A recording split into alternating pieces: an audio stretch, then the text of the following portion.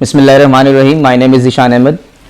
Student अपने channel conceptual physics में हम अपने वीडियो के पार्ट 3 की तरफ मूव करेंगे और हम यहाँ पर एक्सप्रेशन ड्राइव कर रहे थे कि we are finding the final velocities of body A and body B after the collision, that is v1 and v2।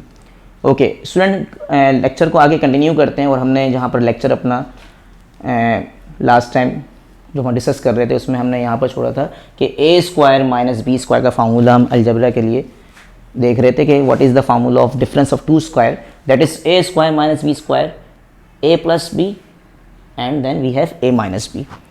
तो जो पिछली वीडियो है अगर आप उसको कंटिन्यू करें तो उसमें हमने यहाँ पर देखें कि हमारे पास we set the formula of a square minus B square as m1 हमारे पास था। उसे मैं अगर आप थोड़ा रिव्यू करूँ तो उसमें हमारे पास u1 square minus v1 square, मतलब u1 स्क्वायर मतलब a square and v1 square मतलब v2 square.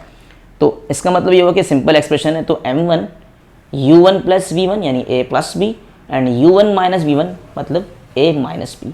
On same side हमारे पास दूसरी वाली साइड पे भी ऐसे ही था कि इक्वल टू m2, तो वहाँ पर लिखा था v2 square minus u2 square means v2 plus u2, ये a हो जाएगा ये b हो जाएगा। इस तरह यही एक्सप्रेशन लिखेंगे v2 माइनस u2।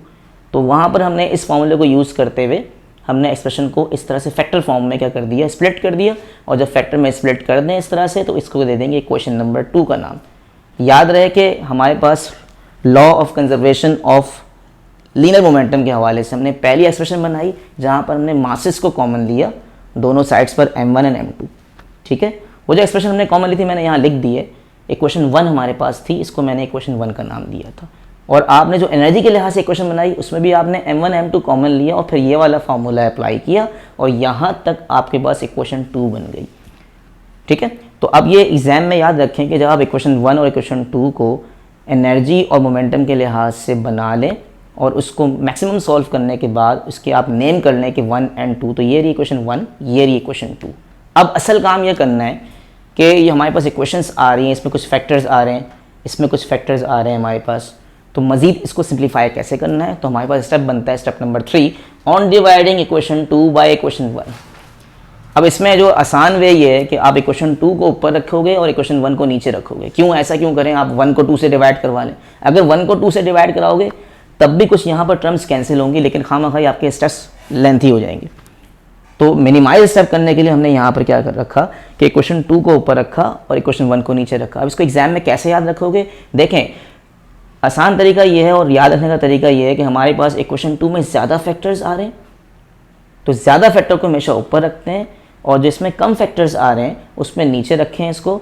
तो ये बेस्ट वे होगा क्योंकि हमारे पास क्या है, ज़्यादा टर्म अगर ऊपर आ रही हैं तो हमारे पास जो रिजल्ट आएगा वो फ्रैक्शन में नहीं आएगा और फ्रैक्शन में नहीं आएगा तो हमारे स्टेप ऑलरेडी मिनिमाइज हो जाएंगे। That is technique.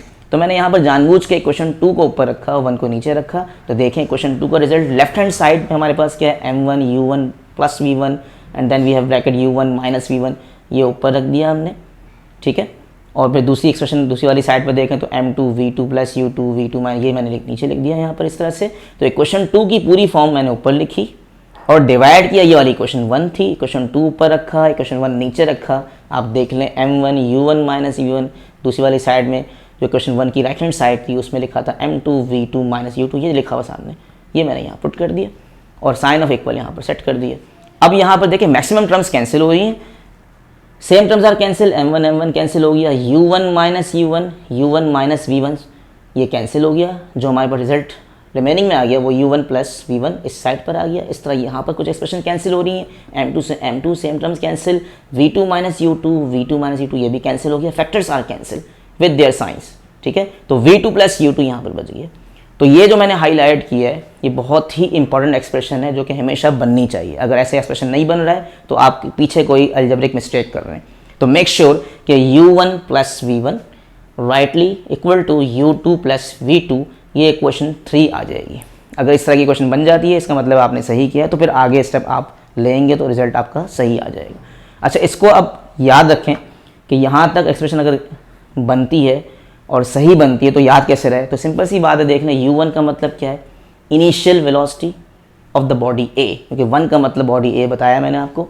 इस तरह v1 that is the final, v means final, 1 means body A, तो v1 मीन्स के final velocity of the body है, तो initial velocity of the body A plus final velocity of the body A, they are in some form. rightly equal to u2 means initial velocity of the body a2 means body b and v2 means final velocity of the body b. तो यहाँ वाला part body a की initial final को discuss करता है और rightly बराबर है ये वाला पार्ट जो है ये सम शो करता है initial and final of the body p. तो इधर वाला पार्ट सेपरेटली बॉडी a को डिस्कस कर रहा है, इधर वाला पार्ट बॉडी b को डिस्कस कर रहा है. इस तरह याद रखें कि u1 प्लस v1 1 वाले पार्ट आ रहे हैं और फिर राइटली बराबर क्या आ रहा है u2 प्लस v2 यहाँ 2 वाले पार्ट आ रहे हैं. तो वेलोसिटी के एक साइड पे 1 पार्ट आएंगे, वेलोसिटी के एक साइड पे पार्ट मतलब 2 साइड आएंगे. इस तरह आप एग्जाम में याद रखें कि अगर एग्जाम में आप यहाँ तक रिजल्ट निकालते हो कुछ इस तरह का तो आपने बिल्कुल सही किया है. ठीक है, अब आ जाते हैं असल टास्क की तरफ कि हमें यहाँ पर जो हमारा असल टास्क था कि हम यहाँ पर निकाल रहे थे v1 का फार्मूला क्या था या v1 का एक्सप्रेशन क्या था और v2 का एक्सप्रेशन क्या था. तो ये हमारे पास क्या है असल फॉर्म आएगी जो हमें रिजल्ट में अपने शो करनी है एट लास्ट. तो सबसे पहले मैं यहाँ पर इस पार्ट के अंदर पहले आपको मैं v1 समझाता हूँ कि किस तरह से सॉल्व करना है. v1 निकालना अगर आ जाता है तो v2 बिल्कुल वैसे ही आप निकालोगे. ठीक है, तो देखते हैं पार्ट हमारे पास v1 कैसे निकालेंगे.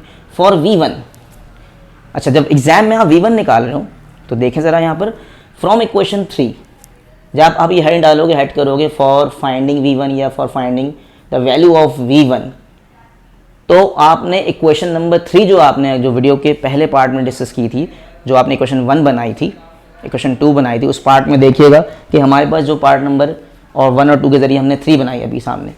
तो इक्वेशन नंबर 3 ये वाली है.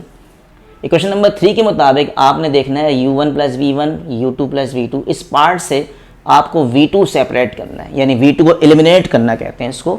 तो on elimination of the value of v2, अगर आप v2 निकालें, इस इक्वेशन की बात कर रहा हूँ मैं जो ऊपर लिखी हुई है इक्वेशन 3, इसमें अगर आप v2 को निकालना चाह रहे हो तो देख लें गलती ना हो, v2 को सेपरेट करोगे तो u2 यहाँ प्लस का है, इसको उठा के इस तरफ ले आओ तो ये प्लस का u2 इधर आके क्या हो जाएगा माइनस हो जाएगा. मैंने बिल्कुल वही लिखा है कि प्लस का u2 इधर आके माइनस u2 हो जाएगा. तो ये देख लें माइनस u2 आ गया. तो ये कैसे लिखा मैंने, देखिए v2 को अपनी जगह पे रखें, u2 को इस तरफ लेकर आ जाएं तो u1 प्लस v1 अपनी जगह पे रहेगा, u2 इस तरफ जाएगा तो माइनस u2 हो जाएगा. अब मैं उस तरफ v2 लिखूँ या इस तरफ v2 लिखूँ, किसी एक साइड पे आप v2 शो कर दो तो v2 राइटली बराबर है u1 plus v1 and minus u2.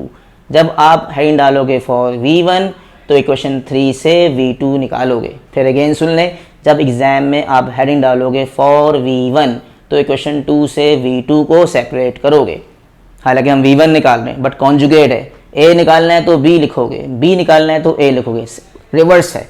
तो जब हेडिंग डालोगे फॉर v1 तो इक्वेशन 3 से v2 को सेपरेट करोगे. पहले जहन में ये बिठा लें. ठीक है, और जैसे ही आप v2 निकालोगे on putting v2 in equation 1, इसका मतलब जैसे ही आपने v2 निकाला इस v2 को हमने पुट किया इक्वेशन नंबर 1 में. ये काम अगर आपने कर लिया सही तो खुद ब खुद बाकी पूरा अलजबरा है, बड़े आराम से आप यहाँ पर v1 की वैल्यू सॉल्व करके निकाल सकते हैं. तो ये याद रखें कि जब इक्वेशन में आप यहाँ पर हेडिंग डालोगे v1 का तो यहाँ से एलिमिनेट करोगे इक्वेशन नंबर 3 से, v2 को एलिमिनेट करोगे और फ़ौरन लिख दोगे v2 को कहाँ पुट करना है, v2 को पुट करना है इक्वेशन नंबर, ये जो मैंने रेड कलर का लिखा हुआ है, इस इक्वेशन में जिस जगह पर v2 आ रहा है वो वहाँ पर आप v2 का वैल्यू पुट करोगे. तो मैंने देख लें इस जगह पर मैं आपको हाईलाइट करता हूँ, मैंने ये स्टार बना दिया. तो यहाँ देखें मैंने v2 का वैल्यू यहाँ पर पुट कर दिया. ठीक है, अब ज़रा इसको सिंप्लीफाई करें. m1 u1 minus v1 equal to m2. अब देखें आप m1 u1 v1 कोई वैल्यू नहीं आ रही. फिर m2 के फ़ौरन बाद देखो v2 माइनस u2. तो what is the value of v2 जो ऊपर शो की है u1 plus v1 minus u2. तो m2 के फ़ौरन बाद कर्ली ब्रैकेट लगाना, अलग से शो करना u1 plus v1 minus u2. मैंने v2 की वैल्यू यहाँ पुट करी और बाकी पूरा पार्ट क्या है माइनस u2 वैसे ही आ गया. इक्वेशन नंबर 1 सामने लिखी हुई है, इसको देखते हुए रिलेट करते हुए आप खुद से ये पुट करोगे तो आपको ज़्यादा अच्छा आइडिया होगा कि यहाँ पर मैंने किस तरह से इसकी पुटिंग दिखाई. फिर मैंने यहाँ पर जब ये स्टेप समझा दिया आपको तो आप ज़रा देखें यहाँ पर जो टर्म्स आपस में similar terms can be added by the rule of algebra. तो यहाँ पर देखें कि मैंने यहाँ पर ग्रीन कलर का कुछ यहाँ पर टिक लगाए, मतलब u2 and u2 they are same terms but we have a minus sign over there. तो माइनस u2 ये मैंने डायरेक्ट लिख दिया है, ज़रा आप खुद से कर सकते हैं तो आप डायरेक्ट भी कर सकते हैं. मैंने भी यहाँ पर डायरेक्ट करा है बट गलती ना हो. तो -u2 का पहले ब्रैकेट ओपन करें तो -u2 ये हो जाएगा -2u2। इसको हम डायरेक्ट लिख देंगे, कोई इशू नहीं है, कोई नंबर नहीं कटेंगे। तो अब आप यहाँ पर सिंप्लीफाई करें तो m1u1 फिर m1 v1 से मल्टीप्लाई होगा तो ये सिंपल इस तरह से आ जाएगा। फिर इसको ओपन करें, ज़रा डायरेक्ट ओपन कर दें तो m2u1 m2v1 m2u2, क्योंकि ये दोनों ऐड कर दिए मैंने डायरेक्टली तो मैंने लिखा 2m2u2। ये ज़रा देख लें स्टेप, इसको थोड़ा सा मैंने डायरेक्ट किया है, ठीक है। तो आप भी चाहें तो इसको समझने के बाद डायरेक्ट कर सकते हैं, कोई इशू नहीं है। अच्छा, अब आप यहाँ पर आगे देखें, अगला स्टेप हमारे पास क्या आ रहा है। अब फिर अगेन हमें टर्म्स को अरेंज करना है। हाउ टू अरेंज इट, ये देखते हैं। तो अब ज़रा देखें यहाँ पर हमारा टारगेट क्या है। देखें हमें निकालना है, यहाँ पर हमने हेडिंग हेड की है यहाँ पर फॉर v1। तो इस तमाम टर्म्स में यानी 1 2 3 4 5 टर्म्स आएंगी।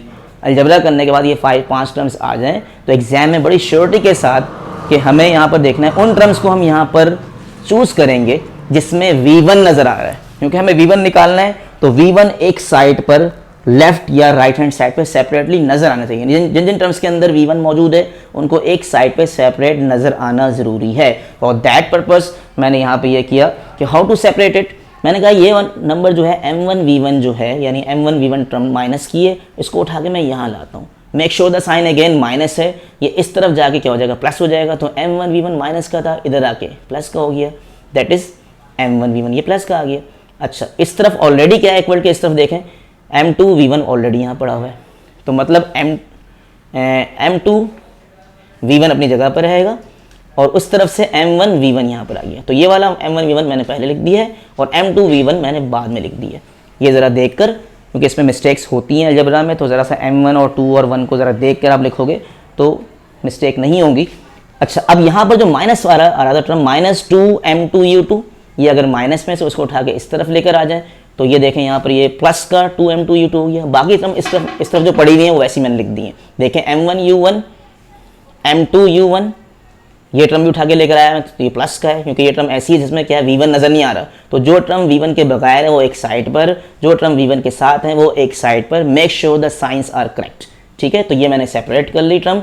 आप थोड़ा सा खुद से करें अलजबरा, कोई इतना मुश्किल स्टेप नहीं है, बट इसमें टर्म को देख लें कि हाउ टू अरेंज इट। अब ये जब यहाँ पर इसको अरेंज कर लेंगे तो देखें यहाँ पर क्या है हमारे पास m1u1 m2u1 2m2u2, ये 3 टर्म आ गई। इसमें से अगर आप देखें u1 और u1 नज़र आ रहा है आपको कॉमन, u1 कॉमन निकाल लिया तो m1 माइनस m2, ठीक है। उसके बाद क्या है 2m2u2 वैसे ही उतार दिया।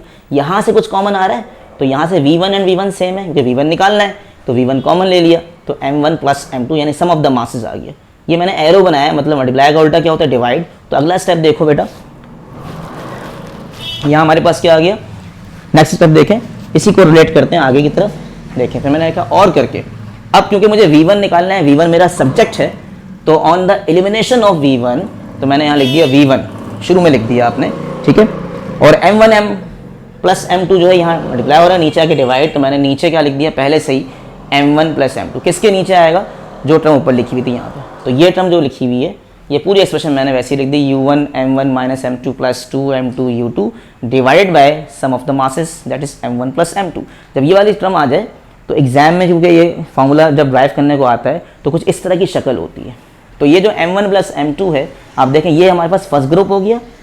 तो बाय एलसीएम ब्रेकिंग अगर आप चाहें तो ये वाला पार्ट जो है u1 m1 माइनस m2, इसमें u1 को चाहे उस तरफ लिखें या इस तरफ, मर्जी है आपकी, u1 आपने इस तरफ लिख दिया। और मासेस वाले ग्रुप को निकालें तो m1 minus m2 divide by m1 plus m2, LCM break करें, इस ग्रुप के नीचे भी m1 प्लस m2 लिख दें और इस ग्रुप के नीचे भी m1 प्लस m2 लिख दें, मतलब एलसीएम ब्रेकिंग स्टेप जो मैथ्स में हम करते हैं।